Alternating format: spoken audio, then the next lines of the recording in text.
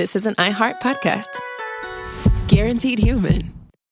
What if mind control is real? If you could control the behavior of anybody around you, what kind of life would you have? Can you hypnotically persuade someone to buy a car? When you look at your car, you're going to become overwhelmed with such good feelings. Can you hypnotize someone into sleeping with you? I gave her some suggestions to be sexually aroused. Can you get someone to join your cult? NLP was used on me to access my subconscious. Mind Games, a new podcast exploring NLP, aka neuro-linguistic programming. Is it a self-help miracle, a shady hypnosis scam, or both? Listen to Mind Games on the iHeartRadio app, Apple Podcasts, or wherever you get your podcasts. You can scroll the headlines all day and still feel empty. I'm Ben Higgins, and If You Can Hear Me is where culture meets the soul. Honest conversations about identity, loss, purpose, peace, faith, and everything in between. Celebrities, thinkers, everyday people, some have answers, most are still figuring it out. And if you've ever felt like there has to be more to the story, this show is for you. Listen to If You Can Hear Me on the iHeartRadio app, Apple Podcasts, or wherever you get your podcasts. Hi, it's Jill Winterstein, host of the Spirit Daughter podcast, where we talk about astrology, natal charts, and how to step into your most vibrant life. And today I'm talking with my dear friend, Krista Williams. It can change you in the best way possible. Dance with the change, dance with the breakdowns. The embodiment of Pisces intuition with Capricorn power moves. So I'm like delusionally proud of my chart. Listen to the Spirit Daughter podcast starting on February 24th on the iHeartRadio app, Apple Podcasts, or wherever you listen to your podcasts.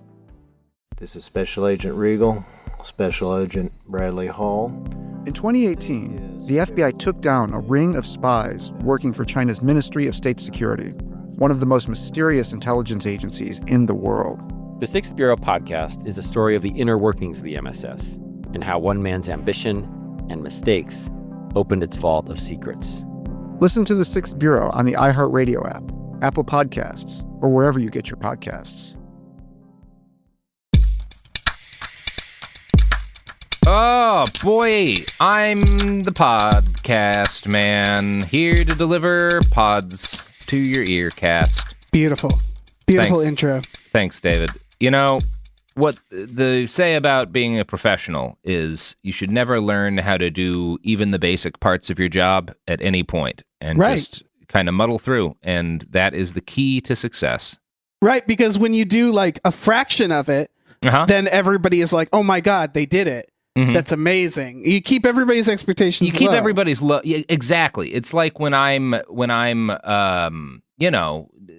driving. You know, I'm not going to use turn signals. I'm not going to turn my headlights on. You know, right? Because that way, when I eventually slam on my brakes and narrowly miss running through a crosswalk, people are like, "Wow, pretty good guy. He didn't hit that crosswalk.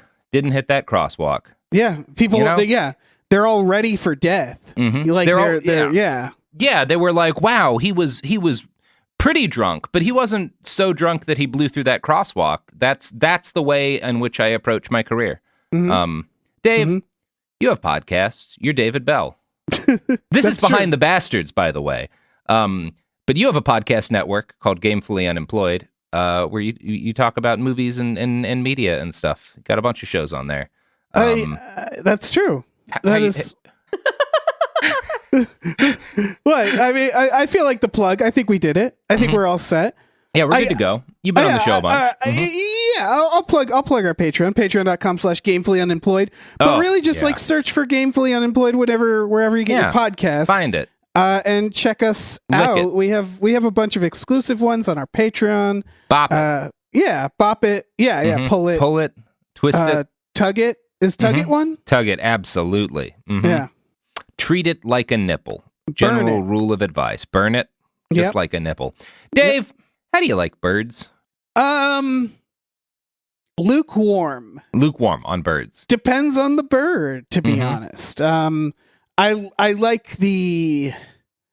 like them in theory. I have nothing against them, you know? But again, it's really going to depend on the bird. Yeah, I don't have anything against birds categorically. I will say the animals I have most often had negative relationships with have been birds, particularly chickens, which are monstrous creatures. Yeah, when I was a child, I apparently brought a chicken into my house, like holding it, and I still think back at that, like, how did I not get attacked by that chicken? Well, they're bad at that if you pick them up right, so which you must have done. Yeah, you may be a savant, a chicken savant. Dave, you know much about the Audubon Society? No. Okay, well, today's episode is called John James Audubon, Bird Monster. And we're going to talk about the namesake, not the founder. It was founded years and years after his death. Okay. But the namesake of the Audubon Society. And this guy sucks a lot more than you would expect, Dave. A lot more than you would expect. Okay, I mean, I don't know who this is. Yeah, the Audubon Society is like people who like birds a bunch, bird watchers. That's their group, is the Audubon Society. Like the NRA is for guns and the Audubon Society is for people who like going into the woods and being like, look, I saw a bird, and then telling other people like, I found this bird here. Like that's their whole thing. I'm going to just, no matter what my view of birds are, I do find bird watchers highly sinister. It is unsettling, right? Yeah. Like they could be doing anything with those binoculars, It feels like when someone says, what are you doing? And they say bird watching, that sounds like an excuse. You're the FBI. Like I already know right away. You're doing some skullduggery. Right. Because the one thing I do know about birds, they're not fun to watch. Like who would watch? But there's like a lot of people like to watch birds. I mean, apparently. I don't get it, but also I will spend like hours just watching my cats live their lives. So everybody's got animals they like to stare at like a creep. Yeah, that's fair. And that Audubon Society likes to do that with birds, which is fine. Broadly speaking, not bad. But the guy they're named after, real shitty. So John James Audubon was born Jean Rabin, French John. With like spelled like jeans, but without the S. But not like Jean-Luc Jean. No, that one. Oh. Yeah, Jean. Jean Rabin. Jean. Yeah. Okay. In Saint-Domingue, which is modern Haiti, right? Like he's born in what is today Haiti, what was then the slave colony that. Oh no! Right? So, yeah. Yeah, I did a video about Haiti for someone who's it's bleak. So he's born 1785, which is not all that long before. Before the cool thing happens, which is like the Haitian slaves are like, yeah, let's kill everybody who's wants slaves to exist. Right. But that's not a great time to be the illegitimate son of a French sea captain. A mixed time, and like slave trader. His dad who is also named Jean, is a slave trader and a sea captain and owns a plantation. Now, depending on who you believe, Jean Rabin's mother is either a sugar plantation owner who died in the slave uprising that led to the creation of Haiti, or a mixed race chambermaid named Catherine Bouffard, or a French chambermaid named Jean Rabin. Which is basically the same as his name. So there's a couple of different theories, and one of them is that he's a mixed race kid, that he has black ancestry, and that's going to become very relevant later because of some of the things this guy chooses to do with his life. Whoever his mother was, and whether or not he was mixed race, he was born able to pass as white. So if he is mixed race, he like white people in like the U.S. and Europe don't notice that when they look at him, right? Got Which is handy in this period of time, right? Right. Why are we not sure who his mother is? Well, because he's illegitimate. Like his dad is a pretty well-off guy, and he has a wife back in France, and he's just whoever he has his son with, it's not his wife, Yeah. Okay, that checks out. It's also the 1780s, so it's not like if he'd wanted to know who his mom was, he could have gone and done a DNA test at some point. Right. Like, there's really not many options. Yeah. So the most likely case is that his mom was Jeanne Rabin as opposed to Jean Rabin. I'm sorry, they're French, so this part's going to be kind of confusing. Mm-hmm. And she died of an infection basically as soon as her baby came into the world, probably as a result of having a baby. Not an uncommon story in 1785. Yeah. So James's dad, John Audubon, decided to leave the island shortly thereafter. He was not a dumb man, and he saw that tensions in Haiti, and by tensions I mean all of the angry people freeing themselves from plantations and getting weapons, were on the rise, right? So he's, as a rich white guy, looking at Haiti in the late 1780s and like, probably ought to get out of here. Probably ain't gonna be. This ain't gonna be good for me anymore. No. They're not gonna be. Not gonna be nice to him. Yeah, no. I probably don't want to be hanging around Haiti too much longer. So the rumors that Jean may have been mixed race are mainly significant, again, for things that come up later. It's worth noting that his father may if he was mixed race, his father may not necessarily have seen this as a big deal. Well, this would have been like a thing in the United States at the time. Again, if you have like one drop of blood that isn't white in kind of the parlance of the time in the U.S. in this period, it can be a huge issue for you. Right. If I remember correctly, not to say Haiti's progressive during this time, but like the revolution that happens in France, Haiti. You mean? Yeah. Oh, sorry, France. Yeah. But like also the revolution that happens in Haiti, like they pretend it doesn't happen, right? In a lot of places. France does, and for a long time, that's basically their policy. But within kind of the France itself and France outside of the islands where they own a lot of slaves, the late 1700s are a period in which, again, you've had this revolution. There's all of these kind of radical ideas about equality. It is starting to become normalized for people who are not white to get the rights of citizens in the French Empire. Okay. So there's this period where like there's still slavery, but also people who are mixed race are getting their citizenship. Right. I am thinking of the U.S. because the U.S. It was like they didn't want to talk about what was going on in Haiti because... Well, the French didn't either. Like, again, they don't... Once Haiti rebels, France doesn't really want to acknowledge it, right? They invaded a couple of times. And the U.S. doesn't want... No one wants to acknowledge it because the idea of a slave rebellion is very frightening to everybody. But you have in the same period, because it's post-revolutionary France, all these discussions about, well, mixed race people and black people should be citizens too. Like, if we're going to say everybody's equal, then these people have to be equal as well. And it's like this process going on. Yeah. And this... Not to like whitewash the horrible colonial crimes of the French government, but this process does happen in France, and there are rights for people who are not white but are French citizens in France. That does not happen in the United States for like another 70 years, you know? Right. And arguably a lot longer than that, right? Obviously. Whereas in France, they do actually start to get functional citizenship. All mixed race Frenchmen receive citizenship in 1792. So the fact that like Jean Rabin may have been kind of mixed race would not have been a huge issue growing up in France as it would have been in the United States. Now, his dad does buy a farm in the United States, 284 acres outside of Philadelphia. And at this point, again, I normally we would call it something else. It's not Philly yet. You know, it's Philadelphia. It's not the gritty city that we know and love at this point. Right. I wanted to make a joke about the first sports related riot in U.S. history here, like, and that being the thing that made it Philly, because I was pretty sure the first U.S. sports riot would have happened in Philadelphia. Right. But I was wrong about that. Yeah. Where was it? Yeah, it was the Johnson-Jeffries riots of 1910. And those happen in a bunch of cities, but not Philadelphia. There's like a shitload of U.S. cities that have riots in 1910 over this. It's a boxing match. None of them are Philly. Boxing match. Jesus. Yeah, it's what you'd expect. Jack Johnson becomes the first black world heavyweight champion. And then so he becomes heavyweight champion, and all the white people in America are really pissed. And so they like find this white boxer to come out of retirement to fight him in 1910. That's Jeffries, who they call the Great White Hope. And then he gets his ass kicked. Amazing. Yeah. So there's horrible race riots. Where the aftermath sucks. It's a nightmare. But yes, the basic story is kind of funny. Yeah. Anyway, this was all because I wanted to make a joke about Philadelphia and sports riots, which wound up not being at all relevant. So sorry for the digression.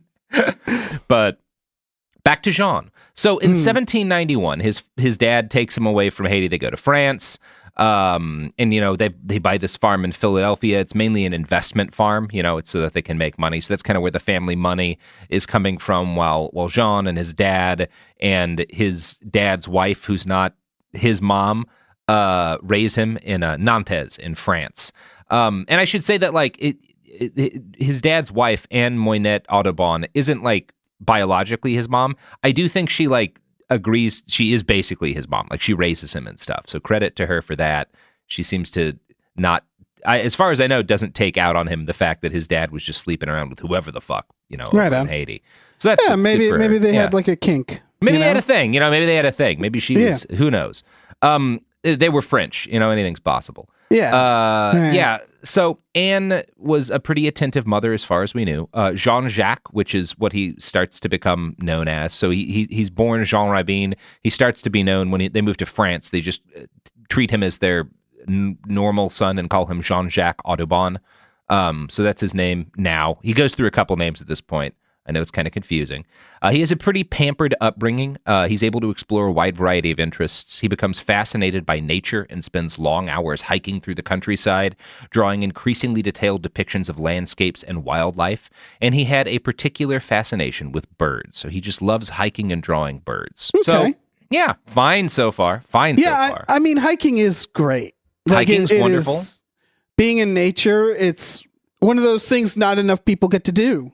Anymore. And it really does it like resets you, it balances you. I don't know why you'd look at a bunch of stupid birds and not, I don't know, get high or something, but good for him.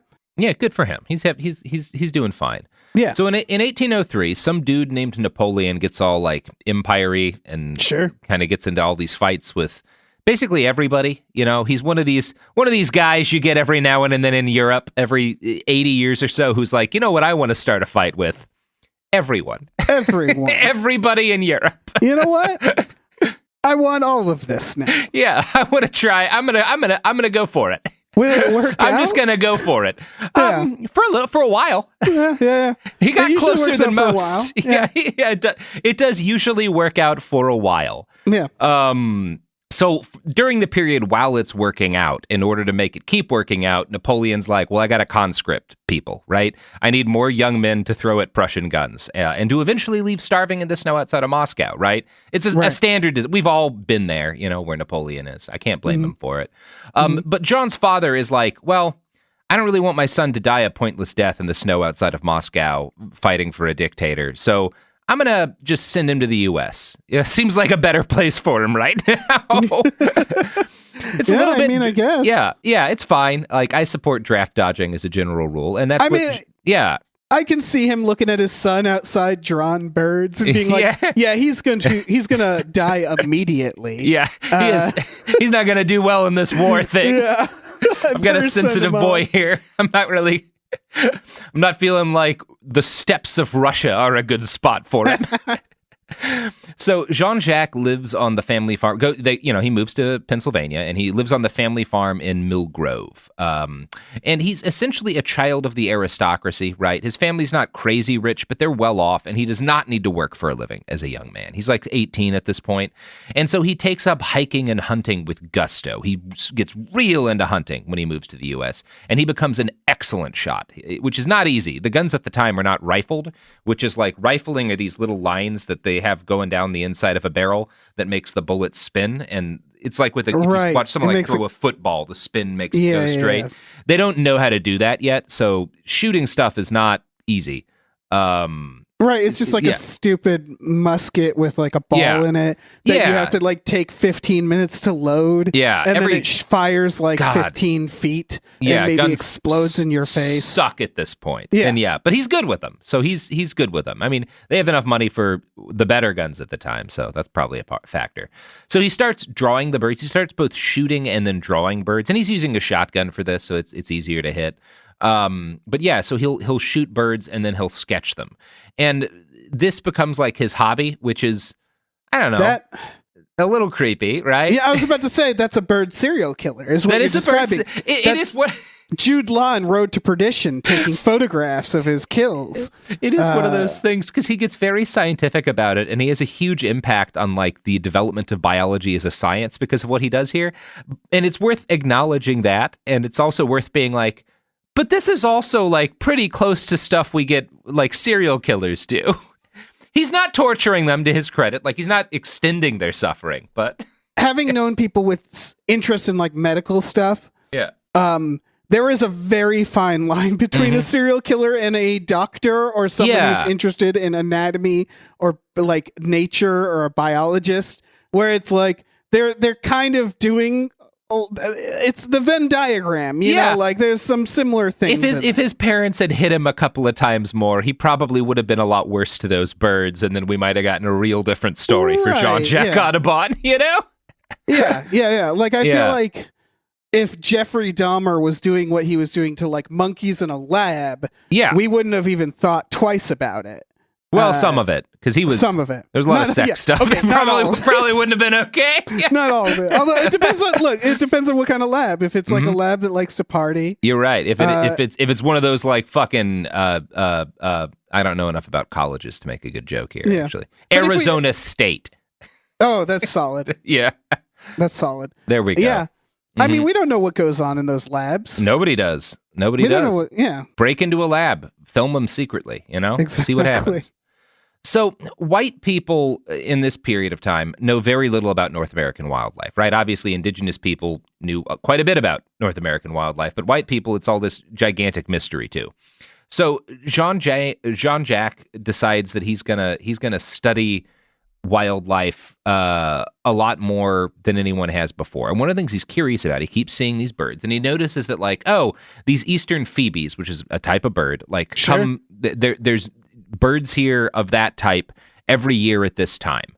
I wonder if they're the same birds, right? Because people don't know, but at least white people don't know that, like, migration is a thing in detail, right? I think there's people theorizing it and stuff. I mean, why would we? Yeah. Yeah, why? Because you just see, like, who knows if it's the same birds? Maybe they all die, and I don't know. There's a bunch of things that are possible. Yeah, so unless you start marking the birds. Well, that's exactly what he decides. He's like, well, I'm gonna tie strings to the legs of a couple of different examples of this bird, and then if next year any birds with strings on their legs come back, I'll know it's the same birds, and they're migrating in a set pattern.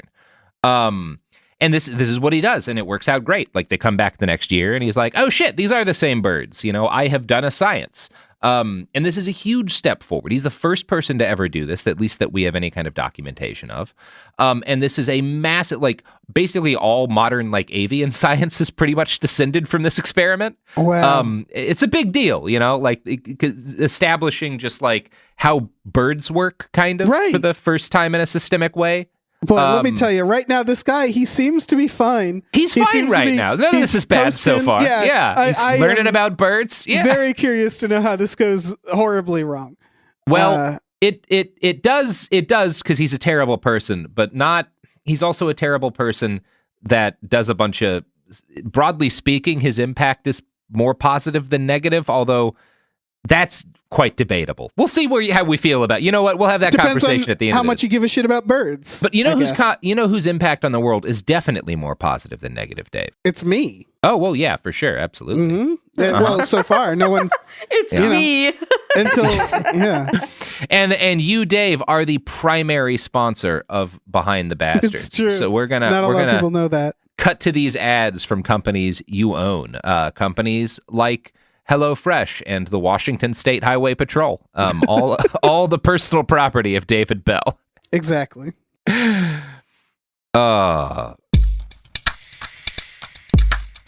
Hi, this is Jo Winterstein, host of the Spirit Daughter podcast, where we talk about astrology, natal charts, and how to step into your most vibrant life. And I just sat down with a Minnie Driver. The Irish traveller said when I was 16, you're going to have a terrible time with men.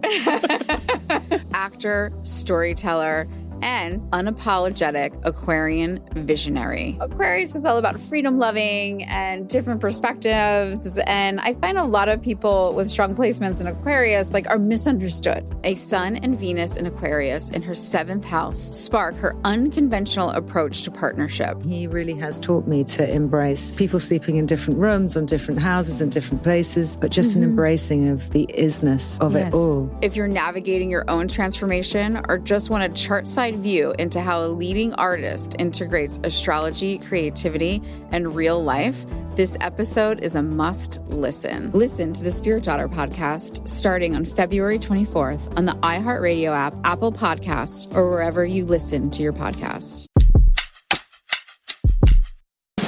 What do you do when the headlines don't explain what's happening inside of you?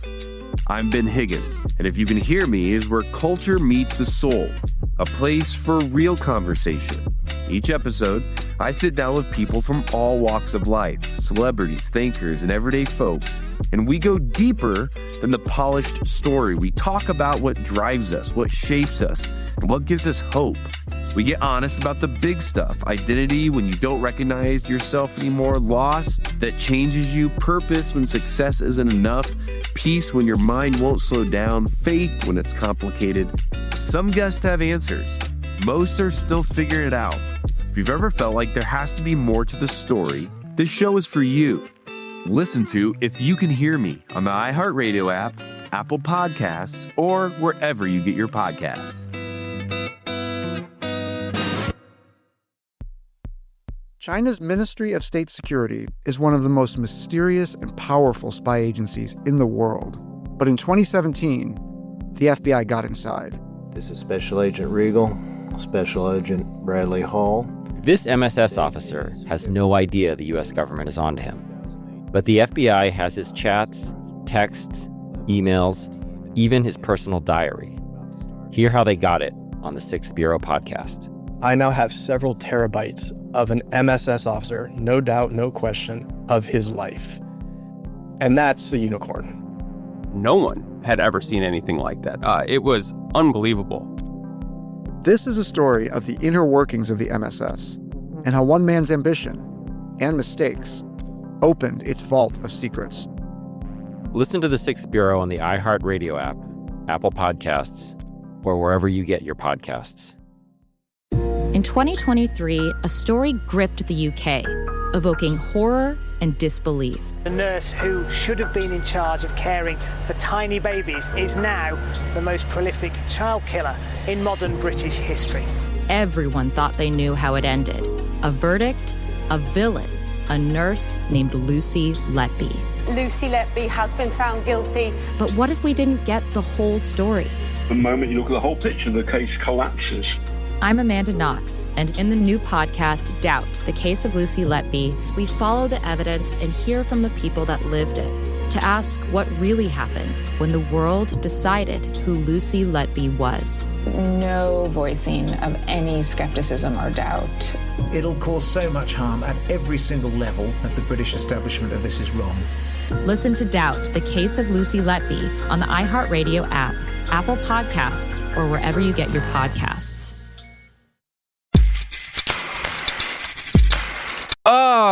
We're back.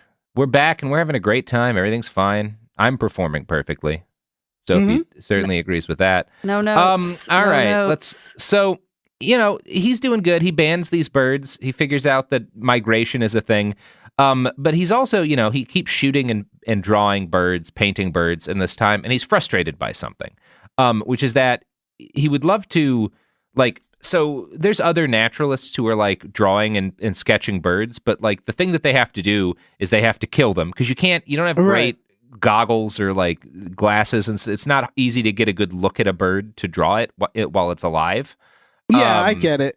So you shoot it, and then what bird nerds are doing at this period of time is they shoot the birds, and then they're preserving their corpses with arsenic and stuffing them with frayed rope, and then trying to sketch them, and they don't look great when you do that to them, Dave. Mm-hmm. I don't know if you've ever stuffed a corpse with ropes, but it doesn't quite look like it does when it's alive. No, probably not. You know what bird nerds are called, right? Birds. Birds. Yeah. Yeah. Mm-hmm. Yeah. Okay. Sorry, Man. I'm waiting for you to get to the part where he's like, you know what I could also shoot and stuff? Children. That's not as far from what winds up happening as, but he's not shooting them. So I don't know.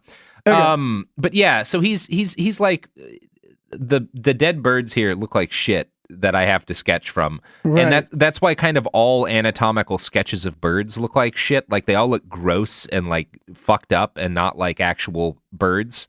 So he decides, well, the best thing, what you got to do is you've got to sketch them right away as soon as you shoot them. You can't waste the time to preserve them. Mm-hmm. But if you do that, they're just kind of limp and flopping around because they're dead. So he builds this. Oh, no. Yeah. He builds what he calls a wire armature in order to pose the corpses of birds so that he can draw them looking like they did before he shot them. Amazing. And he does this at age 20, which again, very important for biology, leads to the people who are like into birds will say to this day, he's still maybe the best at drawing avian wildlife there's ever been. And again, if you're into medical stuff, this isn't that unusual. It's not unusual. I had a friend who was into survivalism, and he would do stuff like tan hides. I have tanning hides in my garage right now. I have a bunch of like pieces of animals that I've got in borax. Their brains. Yeah, it's stuff. It's what you got to do. Yeah. But the building an armature to pose their corpses to pay, it is a little like, okay, so that's where your head goes, huh? And I guess good. In this case, it's good. He draws some really pretty birds. Right. He does this when he's 20. So again, that's just where this guy's head is. So he falls in love around this same time with a woman named Lucy Bakewell, which is like the most 50s wife name you could possibly have. Yes. Like it's incredible. She's the daughter of an English dude who owned a nearby estate called Fatland Ford, which is pretty funny. I mean, that sounds like a dealership. Yeah, it does sound like a dealership. Yeah. So before her family moved to North America, she'd spent some of her childhood in England, cared for by a friend of the family, who happened to be Erasmus Darwin, the grandfather of Charles Darwin, which does not really have much impact on the story. It's just kind of weird that there's this connection between Audubon and Darwin. Right, it's like a cinematic universe now. Yeah. It's the guys who figured out how to do science on animals cinematic universe. Exactly. And Darwin and Audubon will have one very specific thing in common, but we're building to that. So the Bakewells are a lot wealthier than the Audubons, and their family farm featured one of the first experiments in steam-powered agricultural machines. So they're rich, they're into science.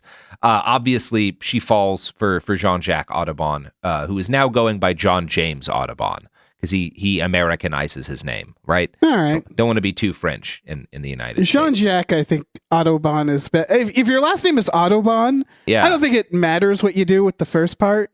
Yeah. It's always going to sound like, foreign, European, yeah. So both families seem to have been pretty happy when Lucy and Jean get hitched. Her brother Will writes this about his future in-law at the time. So this is like one of the earliest writings we have about John James Audubon.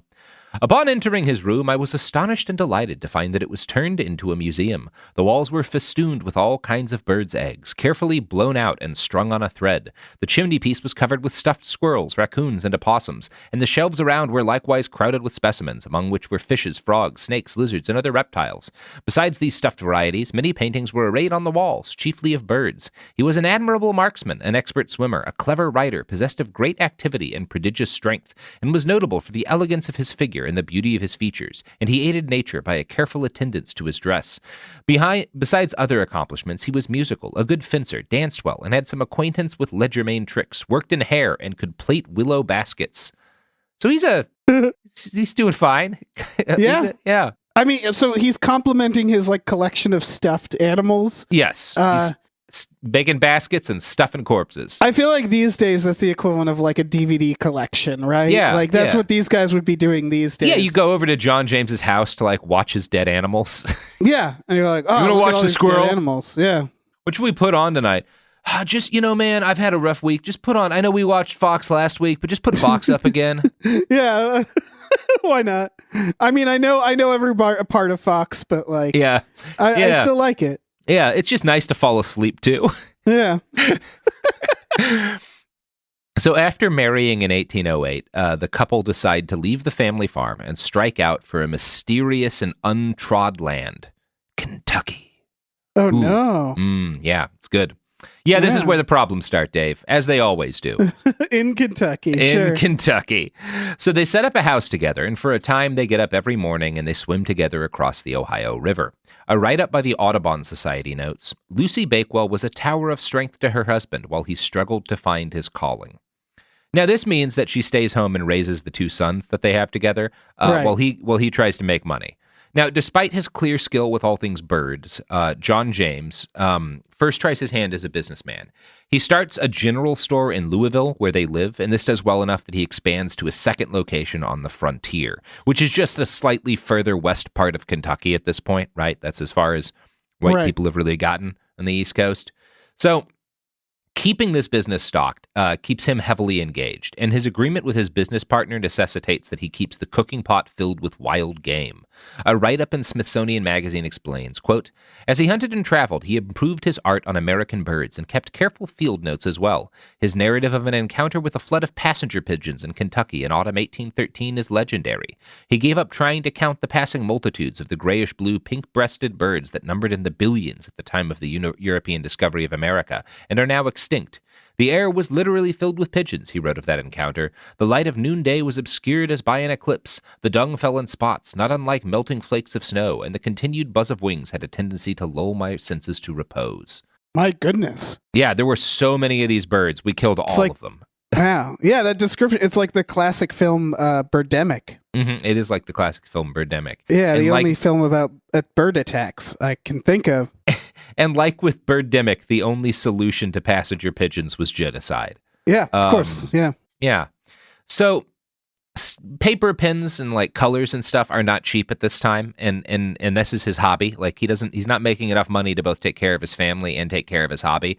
So in order to make extra cash, he gets involved in the kind of business that's gonna make him his extra art money, Dave. We've all been there, right? Like, you want to make small short films or something, but you need extra cash, so you get a side gig. Yeah, you did that, right? What did you get into, Dave? Did you buy enslaved people and travel with them in order to sell them elsewhere in the state at a market? Here it comes. Did you become a slave dealer to make your films, Dave? I didn't do that. I did not. Really? No. That's interesting. Yeah. Yeah. Buddy. Oh, boy. You were just stuffing birds. You were just drawing and stuffing birds. Mm-hmm. Now he's selling human beings. You surprisingly stayed out of history because it's these aren't great times. He delves right into the not great part. Okay. It's fun because the early biographies of him by the Audubon Society will just say that he did not have a problem with slavery. It's a little bit more direct than that. He was neutral on slavery. And he's not just a slave dealer. He's specifically an exploiter of trends in the slave market, where he's traveling to places where the slaves are dying because it's the frontier, and is look, I brought some fresh slaves, but because it's far away, you got to pay me more. He's fuck. That's not. There's there's no situation where this is good, but the fact that it's to fund a bird watching hobby, it's to help fund his bird watching. Oh.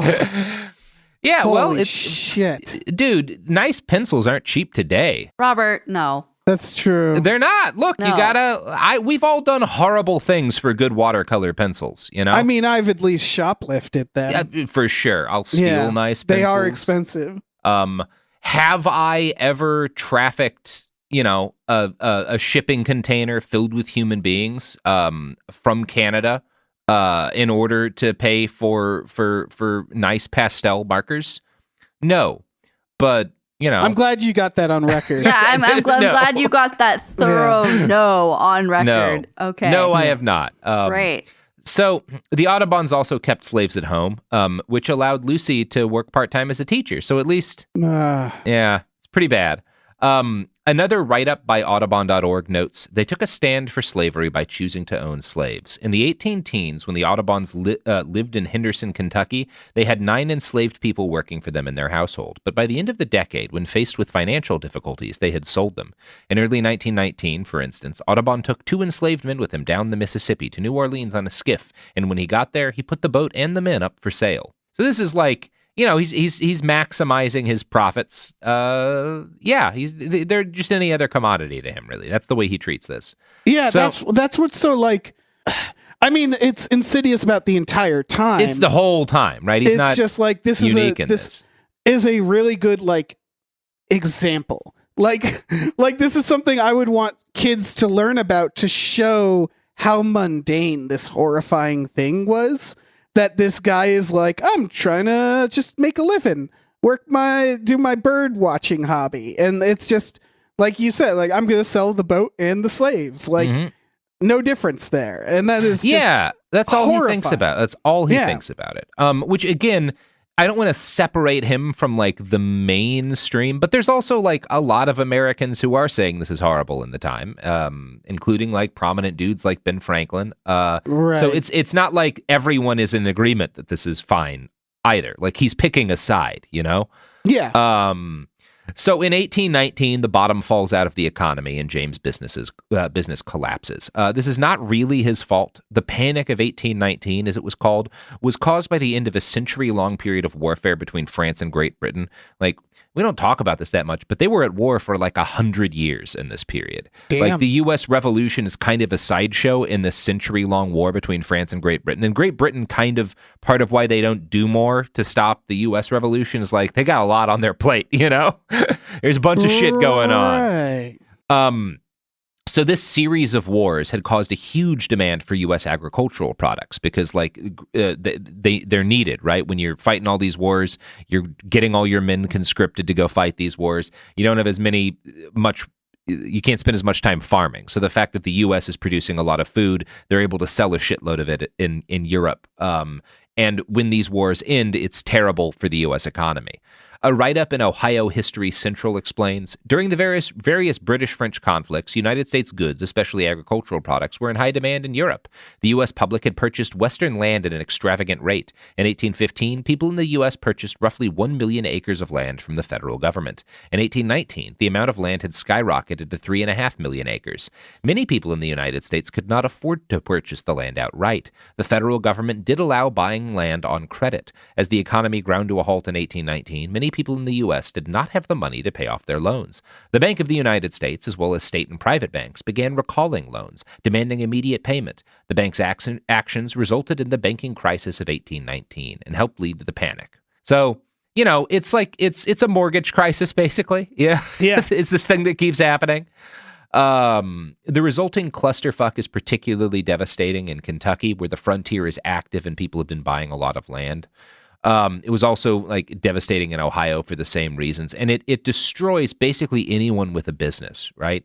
Like the bottom falls out of the currency, and the Audubons lose everything. James even goes to jail for his debts, and is forced to declare bankruptcy in order to get out of being locked up. Damn. Yeah, it's rough times. The only meaningful possessions he has left at the end of this period are his art supplies and the portfolio of bird drawings he'd accumulated over the years.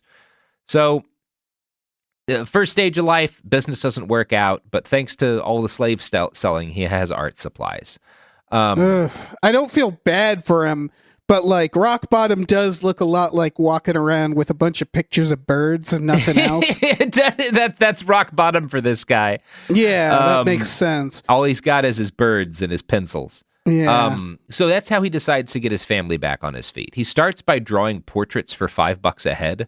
Of just like, whoever's got $5, I'll draw your portraits. And he's good enough that his friends help him find work painting museum exhibits and doing taxidermy for a museum in Cincinnati.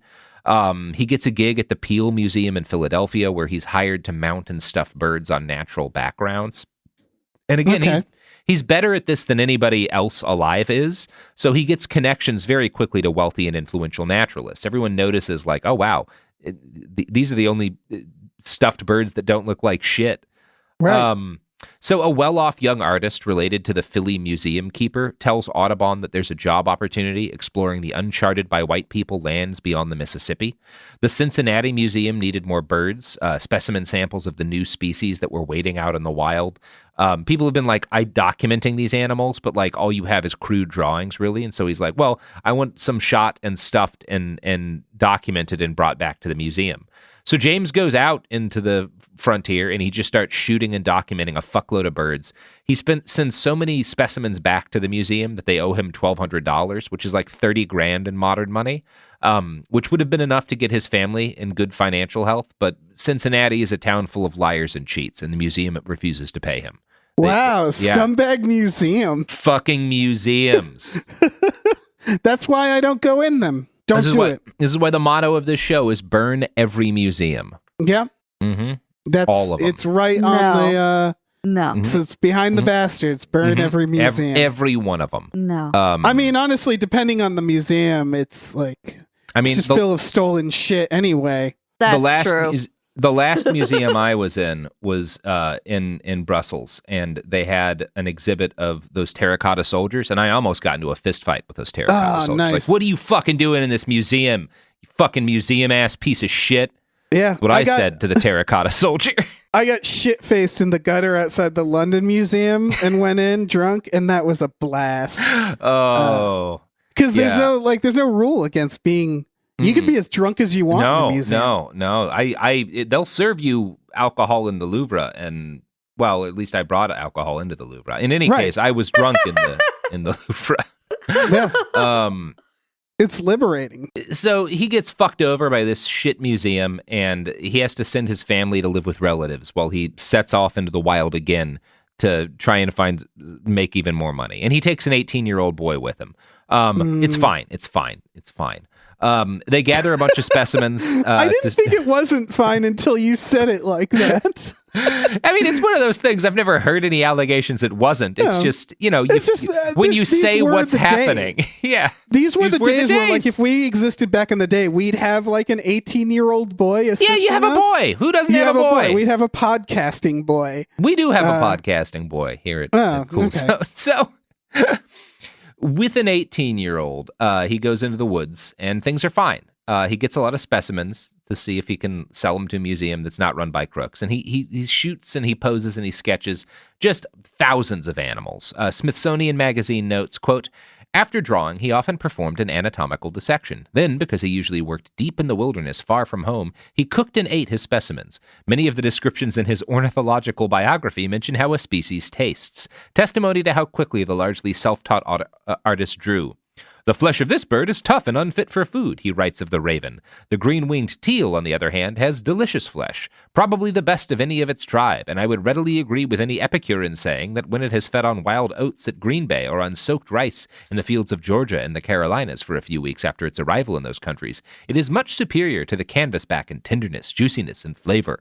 There's a lot of extinct birds that we know how they taste because he shot them and ate them.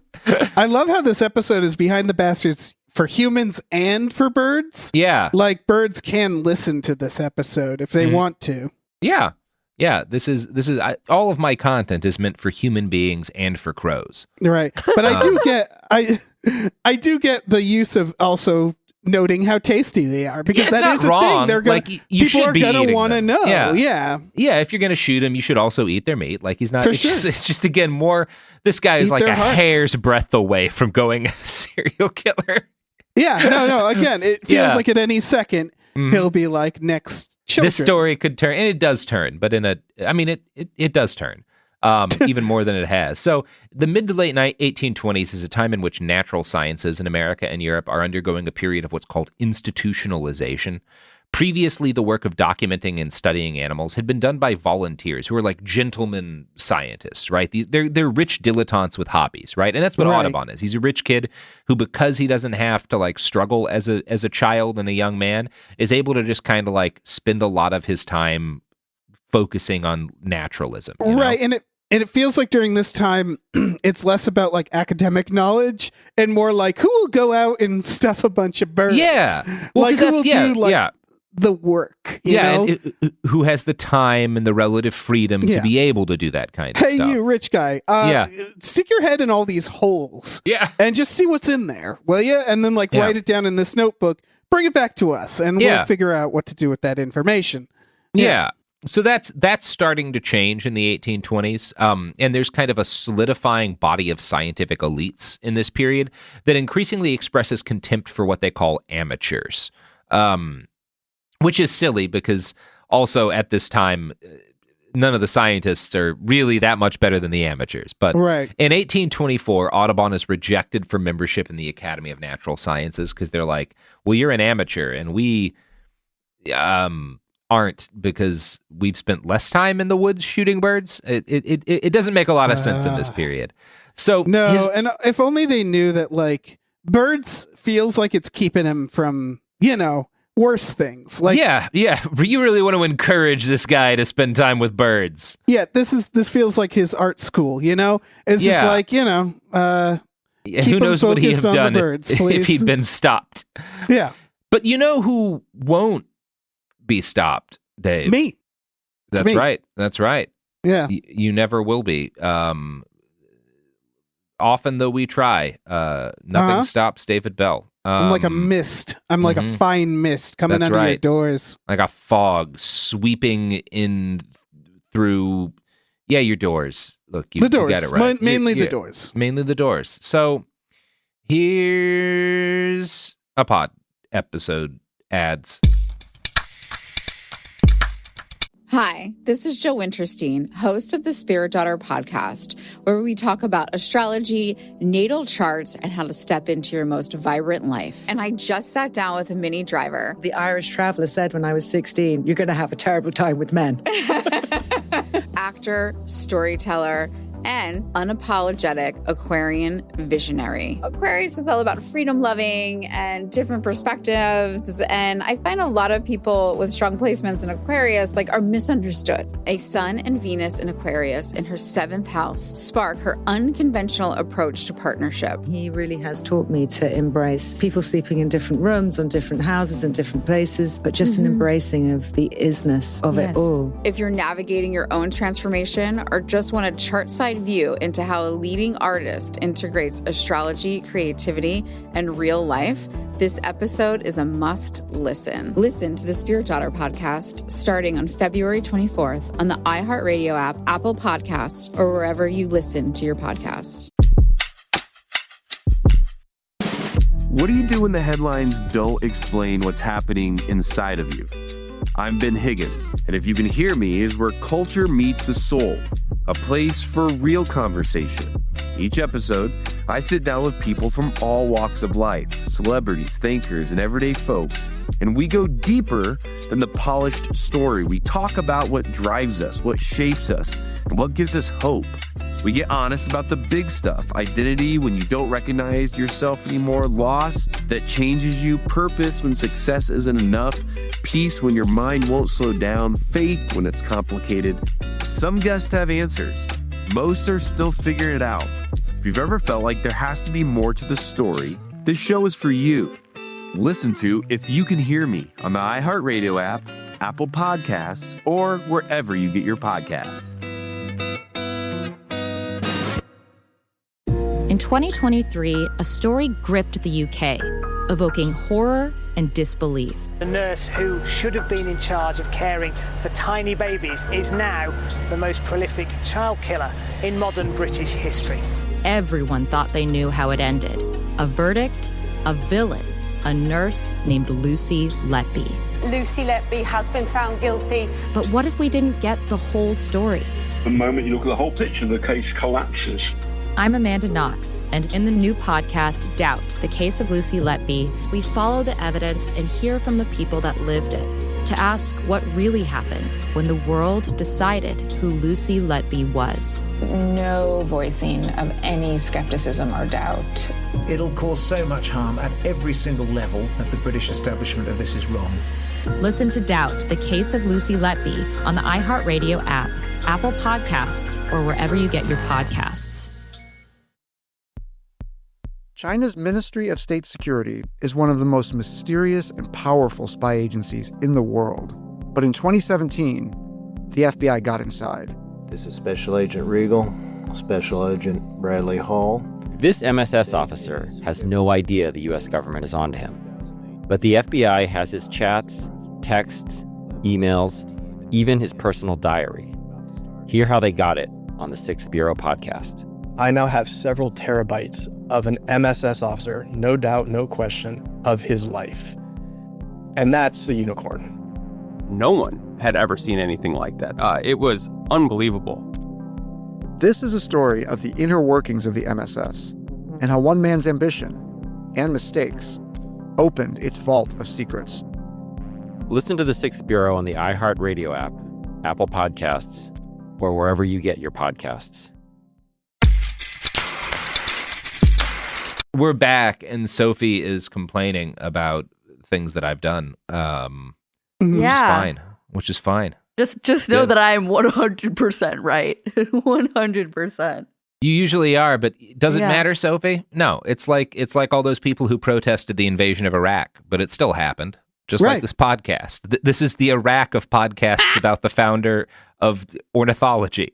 Yeah, that's exactly what it is. That's exactly what it is. She's going to throw a shoe at you at some point. Yep, that's right. That's right. And Dave, you will form a terrorist group after I incarcerate you in a prison and take over large chunks of Syria and Iraq. Oh, wow. That's me? You're going to be the ISIS of this story. I'm about the birds. ISIS? Yeah, this has gotten away from me. I'm going to be honest with you. That's fine. I mean, I was going to accept like Rumsfeld or something. Ooh. I'm perfectly happy with ISIS over here. That's fine. Better to be ISIS than Donald Rumsfeld. That is the general truth about history. Everybody write that down. So his drawings, he gets rejected kind of initially by the scientific community, but his drawings are just so good that he's able to build a solid career. Like they can't... Like they don't like that he's this kind of dilettante scientist, but nobody's better at drawing birds. So he continually builds a name for himself, and eventually he's able to. Yeah. Oh, I'm sorry. That's the thing I realized. My dad, who's an artist, in like the 70s, he used to like draw schematics and stuff. And you realize during that time, it's like, I mean, how else are they going to get them? Yeah. Like there's no computers. You just need to hire someone who can draw shit. And that was important.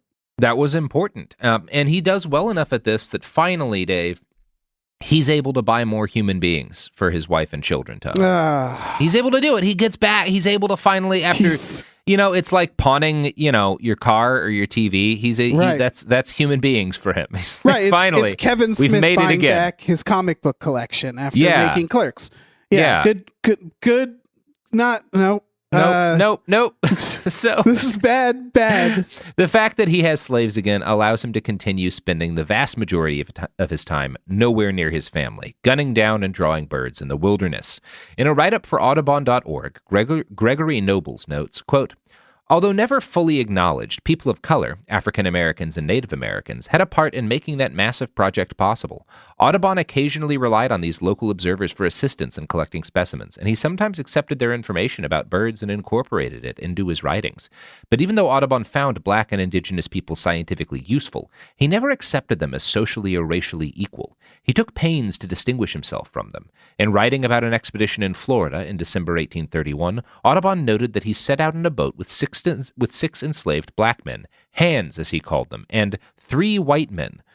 His emphasis clearly underscoring the racial divide in the boat and his place on the white side of it. So he writes in this that like we set out with 6 hands and 3 white men, right? Like he's very consciously not referring to the black people as humans, right? Because he's a racist. He sucks. Yeah. So by 1826, John James had realized that he had a purpose on this earth. His great work, which is what he calls it, would be to decisively identify, name, and sketch every single bird species in the parts of North America controlled by the U.S. government. He called this book The Birds of America, and it was to be a 4-volume, massive work of art and science. There would be engraved images of 490 species, each drawing the actual size of life of the bird itself. This is like a massive. You can see some of them in like museums. Like it's the size, it's like a person-sized book. Wow. Most experts agree that even today he has not been surpassed in depicting birds in this manner. He's like the best there's ever been at drawing birds. So no one in the U.S. cares to fund his ridiculous giant bird book. So he leaves his family behind and he sails to Europe for several years. And he brings with him a plan. He knew Europeans were obsessed with big new animals no one had seen before, so Audubon brought with him a drawing of a brand new species of North American eagle he called the bird of Washington, which he claimed to have sketched in the Pacific Northwest. Now, this bird didn't exist. It never has. He made it up.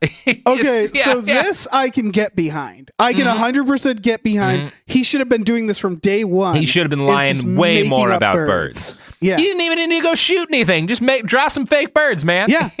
No human suffering. Just draw fake birds, claim you saw them. We would be believing him now. Oh, there would be people if he had just like been like, oh yeah, there's like a 4-winged bird in Michigan. Yeah, a ton of them. There would be people whose whole life would revolve around hiding in the waiting in the woods for that bird. There'd be carved stone statues of them out in front of like rest stops in the middle of nowhere. We just assume that we like killed them all. We just assume like, oh, I guess our pollution or whatever. Yep. Like you could have. This is the time. He doesn't. Maybe he doesn't know it, But this is the time to invent birds. It's a prime shame. Bird inventing. We could time. have so many more cryptids if he had Yeah. if he'd really gone for it. Yeah.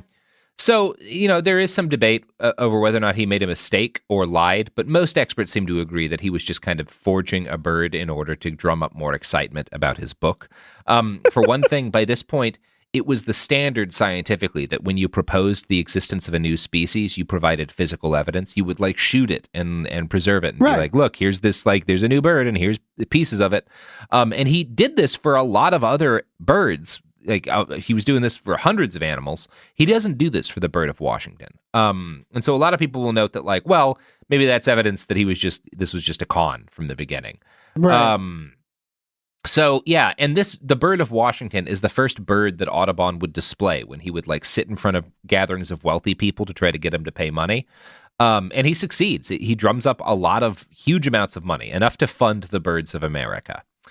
So that's good. My fucking God. Yeah. It's just this, everything sucks about this time. Yeah. Mostly the slavery. But also the fact that you could commit bird forgery to get funding from wealthy people who are yes, I will fund your bird exposition. We're still at that point in the world where it's just I would like to know about all the birds that's around. God damn. Motherfucker, again, to your point earlier, if it's that easy to con rich people out of money by making up birds, why didn't you make up more birds? Right. Come on, man. Do it from the start. As a lover think of the X-Files episodes we could have gotten if he'd made up a bird with claw arms. Oh, all the birds that Mulder would have went after. Yeah. The Jersey Devil episode was pretty damn good. We could have had 2 or 3 more. It would have been amazing. We could have gotten a whole other season out of just birds. Yeah, there could have been a spinoff called Agent Mulder Bird Hunter. Yeah. And he just fights man-sized birds all the time. What a tragedy. Yeah. That would have been incredible. He gets people give him a bunch of money, and he returns to North America and he finishes his great work. And while he's doing this, he's able to mix his two passions at this point, which you should know are lying and racism. And I'm going to quote from Gregory Nobles again. Audubon also, through his writing, manipulated racial tensions to enhance his notoriety. The tale of The Runaway, one of the episodes about American life he inserted into his 3,000-page, 5-volume ornithological biography, a companion to Birds of America, spins the tale of an encounter with a black man in a Louisiana swamp. Audubon, who had been hunting wood storks with his dog, Plato, had a gun, but so did the black man. After a brief face-off, both men put down their weapons. Even as he described the tension easing, Audubon had already hooked into the fears of his readers. Published 3 years after Nat Turner's slave rebellion in 1831, The Runaway presented the most menacing image imaginable for many white people, the sudden specter of an armed black man. Audubon knew how to get people's attention. He also knew how to put himself in the most favorable light. The man and his family had escaped slavery and were living in the swamp. As the tale unfolds, Audubon spent the night at the family's encampment, companionably but also quite at their mercy. It was the fugitives, however, who were really the most vulnerable. The next morning, Audubon took them back to the plantation of their first master and convinced the planter to buy the enslaved people back from the masters to which the family had been divided and sold. And that was that. Reunited but still enslaved, the black family was rendered as happy as slaves generally are in that country. That's Audubon's words. Exactly what happy meant, Audubon did not say. In the span of a single story, true or not, and many of Audubon's episodes were not, Audubon portrayed himself as both a savior of a fugitive family and a defender of slaveholders' claims to human property rights. That is bleak. It's a really bleak story. Yeah. It's bleak if he made it all up. It's also bleak if he took this family who had freed themselves after getting split up back to a slave owner where they were surely split up again. Right. To quote unquote, save them. Yeah. It's pretty bad. That's a bleak story. Yeah. The Birds of America and the works that followed made Audubon a household name among people who liked birds. He traveled back and forth to Europe, where he was a celebrity, and he doubled and trebled down on his racism. In 1834, he wrote his wife to complain when the British government made slavery illegal, arguing they had, quote, acted imprudently and too precipitously. Now, in his later life, Audubon seems to have taken personal umbrage at the idea of enslaved people, some of whom may well have been his ancestors, freeing themselves. In a letter written for his sons, he described his birth mother, who he had never known, as a lady of Spanish extraction from Louisiana, which is not true. He claimed she had gone back to Saint-Domingue with his father and become, quote, one of the victims during the ever-to-be-lamented period of Negro insurrection on that island. So he lies and claims that his mom had been murdered during a slave uprising, when the reality is that his mom may have been, if not just mixed race, possibly even an enslaved person. Right. Yeah. Involved in some way, possibly. It is unclear what the truth is of his parentage, but we know that he is lying about this. And Gregory Nobles, he's writing for the Audubon Society. Nobles is a black member of the Audubon Society and suspects that Audubon may have made this claim because, quote, having a European mother killed by black rebels reinforced a white identity, and in an American society where whiteness proved and still proves the safest form of social identity, which, makes sense. Yeah. No, it makes perfect sense. Yeah. Overall, this story, it just shows yeah. I just think it's an amazing example of how slavery and racism was fucking you can put an asterisk under basically any invention that started during this time and saying and it was built upon the suffering of a bunch of people, like fucking bird watching. Yeah. Got to pay for those pencils somehow, Dave. Right. It's ridiculous. It's it seems like you could have avoided this. A person could have avoided inventing bird watching without brutalizing a bunch of people. People would have figured out how to draw birds, right? Yeah. We would have gotten that down without the slavery. Yeah. In 1843, John James set out on what was to be his last adventure into the wilds. He went up the Missouri River and out the Yellowstone. At 58 years old, he was just on the verge of being too old to handle the rigors of the journey. His project this trip was a catalog of specimens and engravings to be called Quadrupeds of North America. This was a worthy scientific undertaking, yet John James embarked on another, much less worthy endeavor. The 1840s was a period in which Dr. Samuel George Morton was beginning to lay out the underpinnings of what would become scientific racism. He believed that cranial capacity, and thus in his belief intelligence, must mirror his preconceptions about the intelligence of races. Thus, black, indigenous, Hispanic people, etc., must have less cranial capacity than white people. Now, this is the branch of science that becomes phrenology, and eventually a bunch of even worse shit besides. John James Audubon was super into it, and he was also way into Morton, who had become his patron. A write-up in Commonplace Online notes, Morton was a generation younger than Audubon, but the friendship between the two men ran back through the 1830s. Morton, with his institutional connections, helped assure Audubon a place in the country's scientific establishment. He settled some of Audubon's debts when the artist was in England and soothed his worries about upstart rivals. In return, Audubon looked for skulls for Morton. European craniologists weren't ready to share their skulls with the Americans, although Audubon did find Morton a portfolio of sketches. So while he's shooting and drawing squirrels, he visits indigenous villages, villages of the Mandan and Assiniboine indigenous peoples. And these villages have been smallpox has killed most of the people there, right? Okay. So he's stumbling into these villages after watching them get wiped out. And I'm going to quote from Commonplace Online again about what he does next. The epidemic had been devastating, Audubon knew. During the week spent at Fort Union, he penned an account of the fearful ravages of smallpox. He must have known that a people nearly exterminated left few to help bury the dead. The skulls Audubon collected for Morton that summer earned casual mentions in his journal. On June 18th, he and his companions puzzled over when it might be best to take away the skulls, some 6 or 7 in number, all Assiniboine Indians. On June 22nd, walking over the prairie, I found an Indian skull and put it in my game pouch. And on July 2nd, he and a companion walked off with a bag of instruments to take off the head of a 3-year-old dead Indian chief called the White Cow. They tumbled the coffin out of a tree burial and found a body wrapped in 2 buffalo ropes and enveloped in an American flag. They took the head, Audubon wrote, and left the rest on the ground.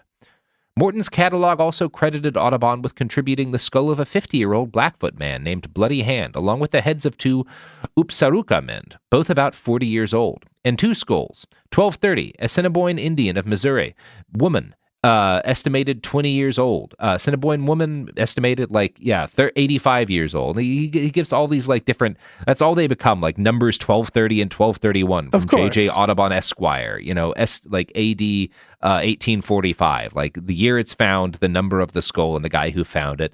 No attempts to find the numbers of the human beings these belong to. Yeah, and it's one of those things. It's also just bad anthropology, because it's not about anthropology. It's about proving racism, because they're it's for shitty science. Yeah, it's grave robbing for bad science. Yeah, because they find this chief. Not that it would have been good if they had done what Egyptologists do, and you find this chief who's been buried in the specific way with artifacts, and you take the whole thing to a museum. That would have been bad too. But they're not even doing that. They're just ripping the skull out and leaving the rest on the ground. Right. They just need skulls. Yeah. It's even worse than normal grave robbing. Yeah. It's none of it's great. Like you said, even if it was for a science that made sense. Yeah. Even if it was getting useful scientific data, it would be bad, and it's absolutely not. Yeah. So Audubon was not quite as prolific at skull stealing as he was at shooting random animals and sketching them, but he was still pretty prolific. Morton's skull collection is listed in one of his books, and in 1840 it contained a lot of Audubon stolen skulls. And not all of them had belonged to indigenous people. I'm going to quote now from Morton's skull diary. Number 555, Mexican soldier with 3 cicatrixed gunshot wounds in the right parietal bone. Slain at San Jacinto, AD 1836, J.J. Audubon, Esquire. 556, Mexican soldier with cicatrix depression of frontal and nasal bone. Slain at San Jacinto, 1836, J.J. Audubon, Esquire. He goes to battlefields and he just digs up corpses of Mexican soldiers and takes their skulls. Look, there are worse ways to get skulls. But not many. But not many. Not a lot. No, I'm mostly thinking of the one other way. But this is pretty scummy. Yeah, it's pretty bad. It's pretty bad, just going to a battlefield and digging up dead men and taking their fucking bones to give to your friend in New York or where, Philly, I think. So, obviously, John Audubon is not the only racist naturalist who would play a foundational role in white America's concept of the great outdoors. We will one day talk about John Muir, who plays a huge positive role in a lot of aspects of the national park system and stuff. He's got a great park near San Francisco named after him. Also, just the most racist dude you can so. And there's a huge it'd be hard to think that the person who established parks wasn't a massive racist. Right, because there's a lot of that in the idea of the idea that develops of the great outdoors, which is nearly always a place in which it's just white people who are supposed to be partaking in that. And obviously it's also worth noting John James Audubon is not even the only famous bird watcher in this period to steal indigenous people's skulls. It's a way to make extra money if you're a naturalist. It's you can also steal some skulls, Yeah. It makes sense in the sense of so when you're playing a video game, they often have the go collect these items and this items, and you can do both at once. So it's I'm out in the woods collecting bird stuff. I'll get some extra XP. I can grab some skulls while I'm at it because the rob skulls this are graveyard around here too. Right. If they were saying pick some berries, they would do that. Yeah. But no, they want skulls, so they're picking skulls. John Kirk Townsend was a pioneering ornithologist. In 1834, he won a grant from the Academy of Natural Sciences of Philadelphia, and he crossed over the Pacific coast to gather specimens, many of which were then sketched by Audubon, so he and Audubon would work together. Researcher Matthew Hawley recently discovered a letter from Townsend to Morton, which gives good insight in how he and Audubon went about their grim work. Quote, I was enjoying the society of civilized beings again, and believe me, my dear doctor, that this was no small treat to me, after having been compelled to sojourn for such a length of time among savages little better than brutal beasts. I send you a few skulls, one of a Klickitat Indian. You will observe the characteristic flat occiput, and some quadrupeds and birds. It is rather a perilous business to procure Indian skulls in this country. The natives are so jealous of you that they watch you very closely while you are wandering near their mausoleums. An instant and sanguinous vengeance would fall upon the luckless white who should presume to interfere with the sacred relics. I have succeeded in hooking one, however, such as it is, and no doubt in the course of the winter I shall get more. There is an epidemic raging among them, which carries them off so fast that the cemeteries will soon lack watchers. I don't rejoice in the prospect of the death of the poor creatures, certainly, but then it will be very convenient for my purposes. Oof. Yeah, that's pretty bad. Oof. The poor creatures. Oh. Yeah. Yeah, he's treating them just like animals. He's like, oh, well, they're all dying, but that's going to be good for me. Treating them like birds. He calls himself a wight, which is like a ghoul, like stealing from a graveyard. So he knows kind of what he's doing. Right. Yeah. But it makes sense because he doesn't think of them as people. Yeah. So it's kind of like we talk about animals where we're like, yeah, we're kind of like their boogeymen. Yeah. You know, like. And so because he's dehumanized them, he could kind of be like, yeah, I'm kind of an asshole. I'm kind of a little bit of a boogeyman to these people, but fuck it. Yeah, but they're not people, so it doesn't matter. Yeah, that's exactly his attitude. Yeah. Now, obviously, Dave, it was not terribly long before large numbers of people began to consider the mass theft of indigenous human beings' remains to be evil. And in the article he writes on this process, Halley does a good job of summarizing how modern institutions have protected the collection of these stolen skulls, which both Audubon and Townsend contributed towards. The skulls mentioned in this letter, and others stolen by Townsend and Audubon, were in the collection of the ANSP until the mid-20th century, when they were transferred to the University of Pennsylvania's Penn Museum. The institutions that were culpable in the assembly of the Morton collection have not publicly apologized, to my knowledge, to the tribes that the materials were stolen from. Rather, they have passed the buck of responsibility. Penn, unsurprisingly, considers the collection an exceptional historic resource and has delayed the repatriation of the materials. According to the Native American Graves Project and Repatriation Act, institutions that take federal funding, as Penn did in 2005, for the expansion and improvement of the Penn Cranials database, must repatriate materials with provenance at the tribe's request. It is true that some remains from the Morton collection have been repatriated, but nearly 30 years have passed since NAGPRA was signed into law. Penn is moving at a glacial pace considering the magnitude of the infraction, and the institutions that help to assemble the racist skull collection are tight-lipped. And I have read, there's a book I found about the bone trade in stolen bones called Plundered Skulls and Stolen Spirits by Chip Colwell, who's like doing part of his job is to like sit in a museum and put together groups of bones to send back to the tribes they were stolen from. And there's always like he describes in like kind of in very stirring detail like what this process is like, because there's kind of a ritual element to it, because it's essentially kind of a funereal rite. It's this whole thing. It is proceeding slowly now, but it's kind of worth noting how much work different colleges put into like not doing this. Yeah, they're really dragging ass on because they returning the fucking skulls. bones. Yeah, like why do they need the goddamn bones? What use could they possibly have now? If not just shame, where they're like, we don't want to admit that we have all these bones. We don't want to give them up, you know. Just give back the bones. Give back the bones. There's only one acceptable way to get a skull, and it is to ask the person, Can I have your skull if you die before me? And then you write it down, you have it written down, and then you get a skull. And I'm sorry that if that sounds inconvenient to all you skull collectors, I don't know what to tell you. That's the only way to get a skull. I feel like winning them in battle is okay. Yeah. Winning them in battle. If you take a skull in battle, you get to keep it. Those are the two ways. But it's got to be like hand to hand. You know, you can't be like shooting people for the skulls. You got to be like fist fighting. If you fist fight a dude and take his skull, you get to keep it. Yeah, and you got to take the skull yourself. You got to take that skull yourself. Yeah. That's on you. Yeah, that is a way to earn a skull. Mm-hmm.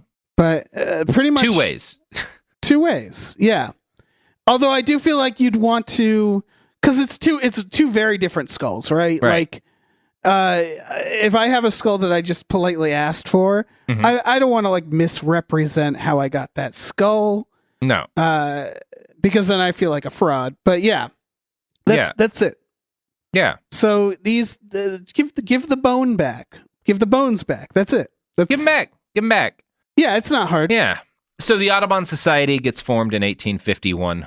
The Audubon Society gets formed years after John James Audubon dies in 1851. Right. And from a purely scientific standpoint, like obviously he did a lot for bird watching. And, for a while they try to ignore this. There's biographies published that really whitewash all the racism and skull stealing. Right. The Audubon Society really didn't start to grapple with it in a major open way until May of 2020. Man, can you guess why? Yeah. And actually a big part is, you remember when that black bird watcher in New York got like accosted by a white woman who like called the police on him after? That was like a big inciting incident in the Audubon Society being like, we should probably acknowledge some of this. Right. And I don't, man, it's another thing. It's like returning the bones. It's like, just acknowledge it. Yeah. Like that's all we're asking. If your ancestors or your, like, everything was built upon fucking slavery and racism in this country, it's not going to shock anybody. It's like when Ben Affleck like paid to have that PBS show ignore that he was like the descendant of slave owners. And it's like, well, did you think like you're the only one? Ben. Like we're built upon shame. We have to own it because that's the only thing you can do, right? Like, it would have been ridiculous. It would have been like and it's one of the, like, especially with the Audubon Society, it's a good comparison because like they were founded after his death. It's not like the Audubon Society is like personally responsible for John James Audubon's sins. They just like thought he was a good dude to name themselves after. Right. You could change the name and we'd be like, okay, well, yeah. I guess bird watching probably isn't complicit in racism much beyond that. Right. It'd be wild if you looked into it and you're like, oh, I guess they're also all racists. Like the Audubon Society is also like a white supremacy society. That would be one thing. But no, they're just fucking bird watchers who named their thing after some racist guy. And I recommend the article on audubon.org that I've quoted from by Gregory Noble, which is like he writes this right after that altercation where like the woman tries to have cops kill a black bird watcher.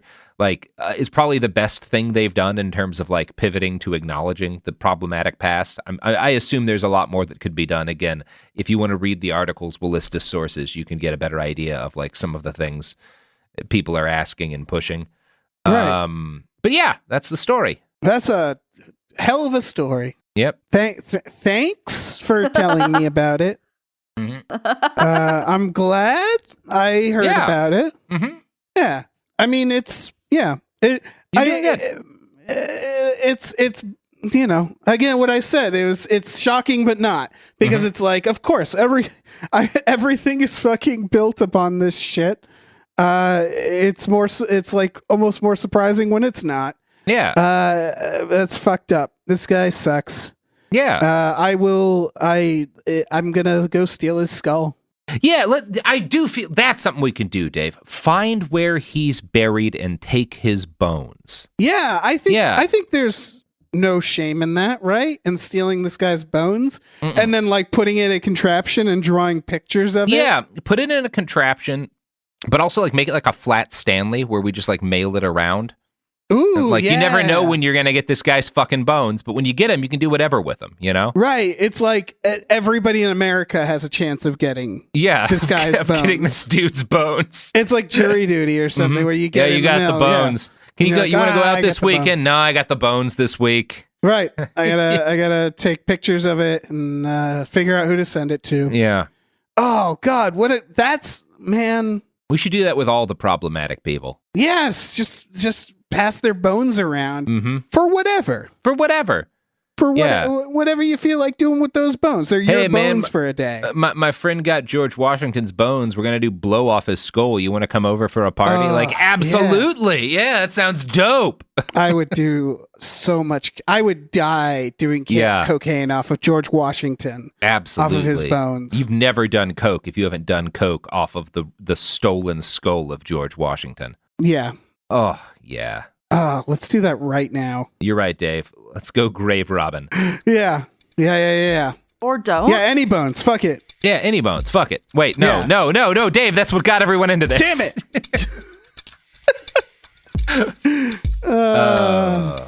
All right. Bones. You got to plug anything, Dave? I don't know, man. I never plug my Twitter at Movie Hooligan. As mentioned, I have with Tom Ryman a podcast network, and I'm the head writer over at, what's it called? Some More News. So check all those things out. Check them which out. I feel like most people know about most of that stuff. So what are you going to do? Yeah, and grave rob. But only bad people. Only bad people. Yeah. Steal the corpses of racists. All right. What if mind control is real? If you could control the behavior of anybody around you, what kind of life would you have? Can you hypnotically persuade someone to buy a car? When you look at your car, you're going to become overwhelmed with such good feelings. Can you hypnotize someone into sleeping with you? I gave her some suggestions to be sexually aroused. Can you get someone to join your cult? NLP was used on me to access my subconscious. Mind Games, a new podcast exploring NLP, aka neuro-linguistic programming. Is it a self-help miracle, a shady hypnosis scam, or both? Listen to Mind Games on the iHeartRadio app, Apple Podcasts, or wherever you get your podcasts. You can scroll the headlines all day and still feel empty. I'm Ben Higgins, and If You Can Hear Me is where culture meets the soul. Honest conversations about identity, loss, purpose, peace, faith, and everything in between. Celebrities, thinkers, everyday people, some have answers, most are still figuring it out. And if you've ever felt like there has to be more to the story, this show is for you. Listen to If You Can Hear Me on the iHeartRadio app, Apple Podcasts, or wherever you get your podcasts. Hi, it's Jill Winterstein, host of the Spirit Daughter podcast, where we talk about astrology, natal charts, and how to step into your most vibrant life. And today I'm talking with my dear friend, Krista Williams. It can change you in the best way possible. Dance with the change, dance with the breakdowns. The embodiment of Pisces intuition with Capricorn power moves. So I'm like delusionally proud of my chart. Listen to the Spirit Daughter podcast starting on February 24th on the iHeartRadio app, Apple Podcasts, or wherever you listen to your podcasts. This is Special Agent Regal, Special Agent Bradley Hall. In 2018, the FBI took down a ring of spies working for China's Ministry of State Security, one of the most mysterious intelligence agencies in the world. The Sixth Bureau podcast is a story of the inner workings of the MSS and how one man's ambition and mistakes opened its vault of secrets. Listen to The Sixth Bureau on the iHeartRadio app, Apple Podcasts, or wherever you get your podcasts. This is an iHeart podcast. Guaranteed Human.